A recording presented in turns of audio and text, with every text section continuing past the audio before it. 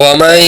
يرغب عن ملة إبراهيم إلا من سفي نفسه ولقد اصطفيناه في الدنيا وإنه في الآخرة لمن الصالحين إذ قال له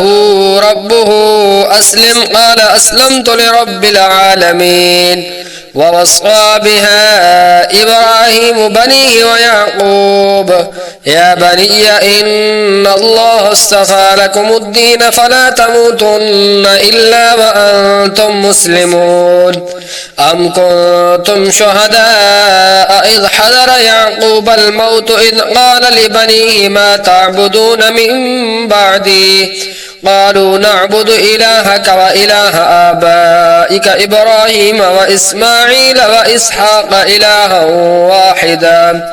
ونحن له مسلمون تلك أمة قد خلت لها ما كسبت ولكم ما كسبتم ولا تسألون عما كانوا يعملون وقالوا كونوا هودا أو نصارى تهتدوا قل بل ملة إبراهيم حنيفا وما كان من المشركين قولوا آمنا بالله وما أنزل إلينا وما أنزل إلى إبراهيم وإسماعيل وإسحاق ويعقوب والأسباط وما أوتي موسى وعيسى وما أوتي النبيون من ربهم لا نفرق بين أحد منهم ونحن له مسلمون فإن آمنوا بمثل ما آمنتم به فقد اهتدوا وإن تولوا فإنما هم في شقاق فسيكفيكهم الله وهو السميع العليم صبغة الله ومن أحسن من الله صبغة ونحن له عابدون قل أتحاجوننا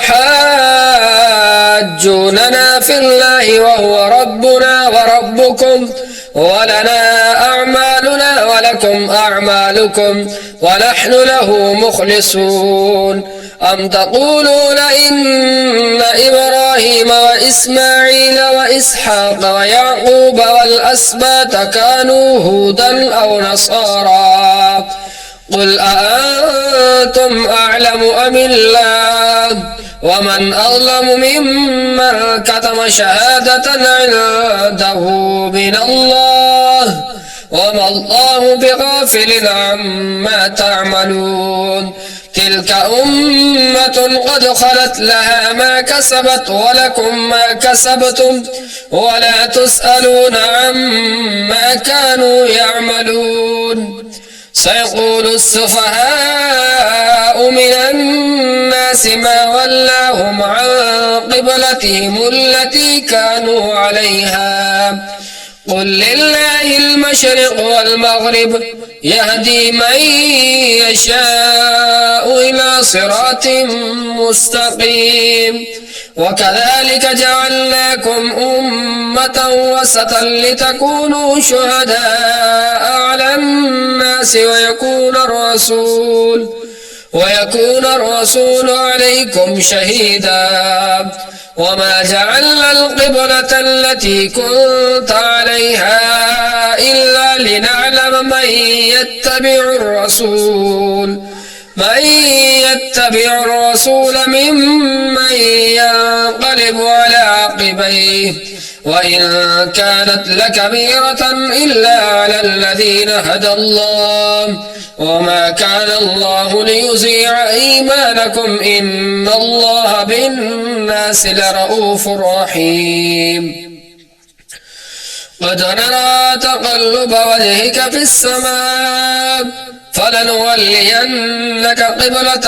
ترضاها فول وجهك شطر المسجد الحرام وحيث ما كنتم فولوا وجوهكم شطره وإن الذين أوتوا الكتاب ليعلمون أنه الحق من ربهم وما الله بغافل عما يعملون ولئن أتيت الذين أوتوا الكتاب بكل آية ما تبعوا قبلتك وما أنت بتابع قبلتهم وما بعضهم بتابع قبلة بعض ولئن اتبعت أهواءهم من بعد ما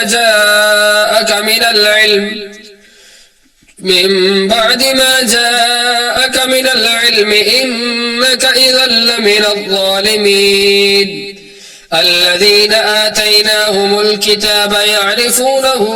كما يعرفون أبناءهم وإن فريقا منهم ليكتمون الحق وهم يعلمون الحق من ربك فلا تكونن من الممترين ولكل وجهة هو موليها فاستبقوا الخيرات أينما تكونوا يأت بكم الله جميعا إن الله على كل شيء قدير ومن حيث خرجت فول وجهك شطر المسجد الحرام وإنه للحق من ربك وما الله بغافل عما تعملون ومن حيث خرجت فول وجهك شطر المسجد الحرام وحيث ما كنتم فولوا وجوهكم شطره لئلا يكون للناس عليكم حجة إلا الذين ظلموا منهم فلا تخشوهم واخشوني ولأتم نعمتي عليكم ولعلكم تهتدون كما أرسلنا فيكم رسولا منكم يتلو عليكم آياتنا ويزكيكم ويعلمكم الكتاب والحكمة ويعلمكم ما لم تكونوا تعلمون فاذكروني أذكركم واشكروا لي ولا تكفرون يا أيها الذين آمنوا استعينوا بالصبر والصلاة إن الله مع الصابرين ولا تقولوا لمن يقتل في سبيل الله أموات بل أحياء ولكن لا تشعرون ولنبلونكم بشيء من الخوف والجوع ونقص من الأموال والأنفس والثمرات وبشر الصابرين الذين إذا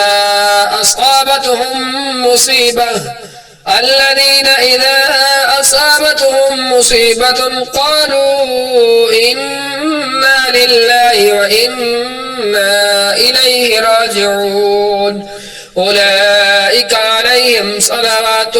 من ربهم ورحمة وأولئك هم المهتدون إن الصفا والمروة من شعائر الله فمن حج البيت أو اعتمر فلا جناح عليه أن يطوف بهما ومن تطوع خيرا فإن الله شاكر عليم إن الذين يكتمون ما أنزلنا من البينات والهدى من بعد ما بيناه للناس في الكتاب أولئك يلعنهم الله ويلعنهم اللاعنون إلا الذين تابوا وأصلحوا وبينوا فأولئك أتوب عليهم وأنا التواب الرحيم إن الذين كفروا وماتوا وهم كفار أولئك عليهم لعنة الله والملائكة والناس أجمعين خالدين فيها لا يخفف عنهم العذاب ولا هم ينظرون وإلهكم إله واحد لا إله إلا هو الرحمن الرحيم إن في خلق السماوات والأرض واختلاف الليل والنهار والفلك التي تجري في البحر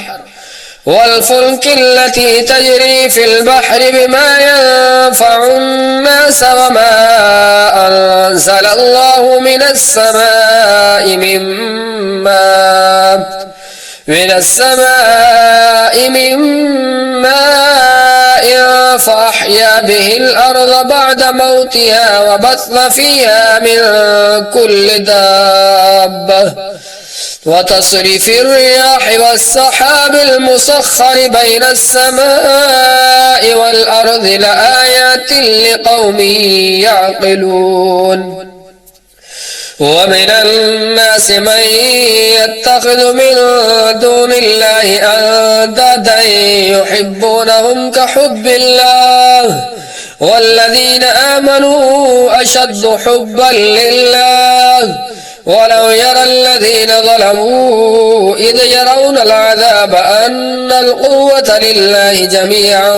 وأن الله شديد العذاب إذ تبرأ الذين اتبعوا من الذين اتبعوا ورأوا العذاب وتقطعت بهم الأسباب وقال الذين اتبعوا لو أن لنا كرة فنتبرأ منهم كما تبرأوا منا كذلك يريهم الله أعمالهم حسرات عليهم وما هم بخارجين من النار.